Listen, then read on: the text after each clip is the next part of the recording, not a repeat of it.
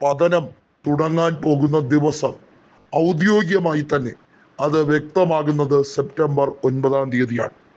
September 9-ാം തീയതി ഉപരാഷ്ട്രപതി തെരഞ്ഞെടുപ്പിലെ വോട്ടെടുപ്പ് കഴിയുന്നതോടുകൂടി PDP മന്ത്രിയായിട്ടുള്ള റാം മോഹൻ നായിഡു രാജിവെക്കും.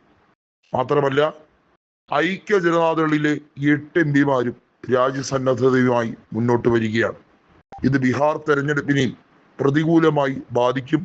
BJPയുടെ കള്ളക്കളികൾക്ക് കൂട്ടുനിൽക്കാൻ തങ്ങൾ തയ്യാറല്ല. തങ്ങളുടെ നേതാവായ നിതീഷ് കുമാർ നട്ടലില്ലാത്തവനാണ് എന്നും ആ വ്യക്തിക്ക് രാഷ്ട്രീയത്തിന്റെ മാന്യത എന്താണെന്ന് പോലും അറിയില്ല, അതുകൊണ്ട് ഞങ്ങൾ ഇവിടം വിടുകയാണ്, ഈ അളിഞ്ഞു ചീഞ്ഞ സ്ഥലം ശരിയാവുകയില്ല, ഞങ്ങൾക്ക് വോട്ട് ചെയ്ത ജനങ്ങൾ അയോഗ്യരെന്ന് പറയാൻ എന്ത് അധികാരമാണ് ഇലക്ഷൻ കമ്മീഷനുള്ളത്? തെരഞ്ഞെടുപ്പ് കമ്മീഷൻ പല രീതിയിലും പലരോടും കാണിക്കുന്നത് പല സമീപനമാണ് എന്നുള്ളത് ഐക്യ ജനതാദൾ MP-മാർ തുറന്നടിക്കുന്നു. BJPയുടെ സഖ്യകക്ഷികളിലെ പ്രധാനപ്പെട്ട 2 സഖ്യകക്ഷികളിലെ MP-മാരാണ് ഒറ്റയടിക്ക് കൃത്യമായി BJP പാളയം വിടുന്നത്. അതിൽ ഐക്യ ജനതാദൾ MP-മാരിൽ 8 പേരിൽ 4 പേരുടെ രാജി ഉറപ്പിച്ചു കഴിഞ്ഞിരിക്കുന്ന സാഹചര്യം ആണ്. കേന്ദ്രമന്ത്രിയായ ലലൻ സിംഗിന് എന്ത് ചെയ്യണം എന്ന് അറിയാതെ പകച്ചു നിൽക്കുന്ന നിമിഷം കൂടിയാണിത്. TDPയെ സംബന്ധിച്ചിടത്തോളം 16 MP-മാരാണ്. അവരുടെ കക്ഷി നേതാവ് കേന്ദ്രമന്ത്രിയായിട്ടുള്ള വ്യോമയാന മന്ത്രിയായിട്ടുള്ള റാം മോഹൻ നായിഡു രാജിവെക്കുന്നതോടുകൂടി ആന്ധ്രയിലും വലിയ തോതിൽ NDA ചങ്ങല പൊട്ടും എന്നുള്ളതിന് യാതൊരു സംശയവുമില്ല.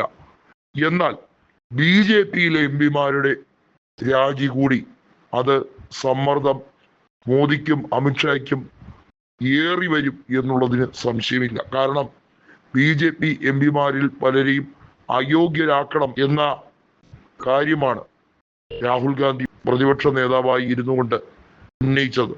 ഇത് സുപ്രീം കോടതി ഗൗരവപൂർവ്വം സ്വീകരിക്കുകയും ഇതുമായി ബന്ധപ്പെട്ട വിഷയത്തിൽ ഒരു ജുഡീഷ്യൽ കമ്മീഷനെ നിയമിച്ചുകൊണ്ട് അന്വേഷണം വ്യാപിപ്പിക്കുന്ന രീതിയിലേക്ക് കാര്യങ്ങൾ കൊണ്ടുപോവുകയും ചെയ്യുകയാണ്.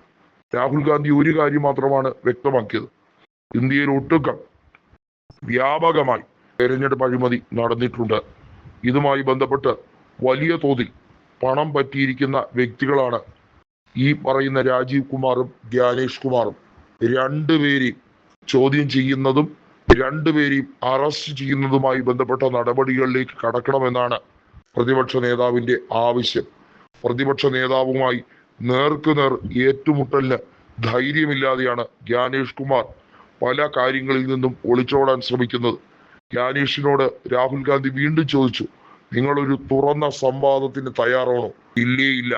നരേന്ദ്രമോദിക്കോ ജ്ഞാനേഷ് കുമാറിനോ സംഘപരിവാറിന് കുടലൂതുന്ന ഒരാൾക്കും രാഹുൽ ഗാന്ധിയുമായി നേരിട്ട് ഏറ്റുമുട്ടാനുള്ള കെൽപ്പില്ല. അവർ സൈബർ ഇടങ്ങളിൽ ഇരുന്നു കൊണ്ട് തള്ളാൻ മാത്രമേ കഴിയുകയുള്ളൂ.